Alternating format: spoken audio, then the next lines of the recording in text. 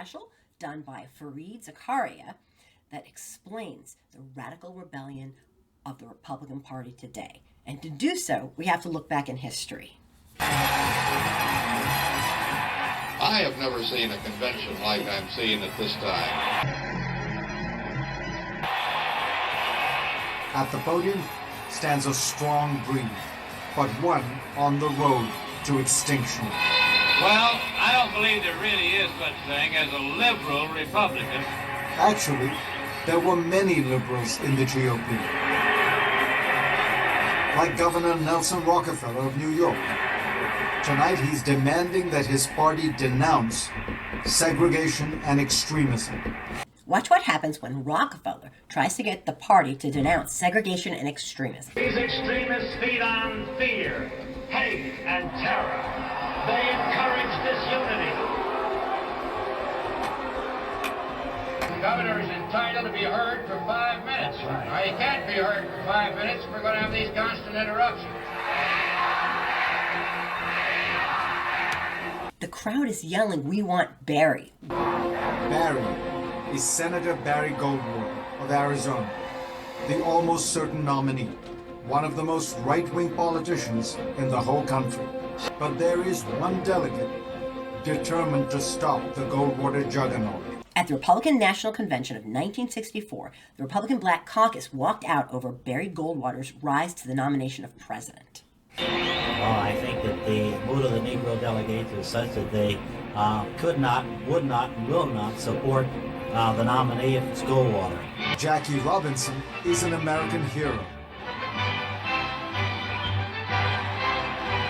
The first black player in Major League Baseball. Dan rather has reached Jackie Robinson. Now, Dan, come in.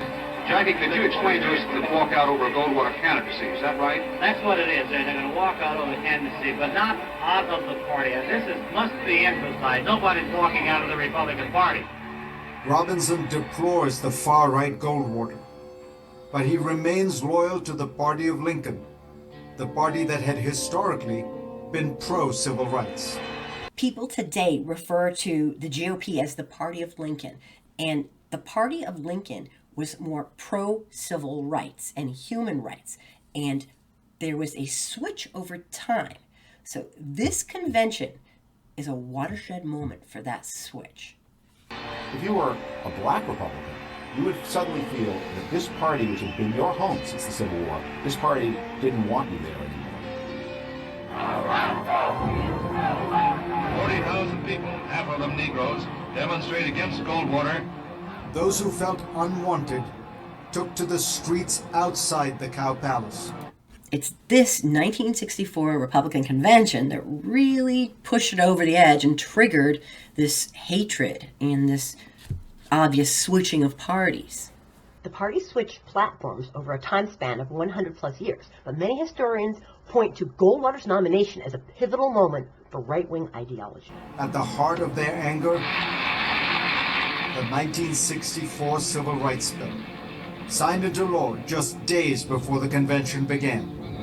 Barry Goldwater was one of only 27 senators to vote against it.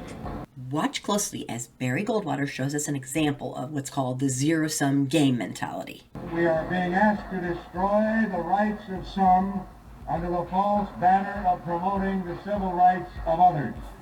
He's talking about the concept of the zero-sum game, which is the belief that gaining rights for some means losing rights for others. Obviously, that is false thinking. In this case, Goldwater means that giving civil rights to black people will result in whites losing some of their own rights. In actuality, it enhances the promise made by our Declaration of Independence. This mentality is important to understand because we're dealing with it today in the extremism we have in the Republican Party. I hope this video sheds some light on what's going on today with right-wing extremism. And if you like your news served with a side order of honesty and integrity, please consider subscribing to my Angry Sucker YouTube channel.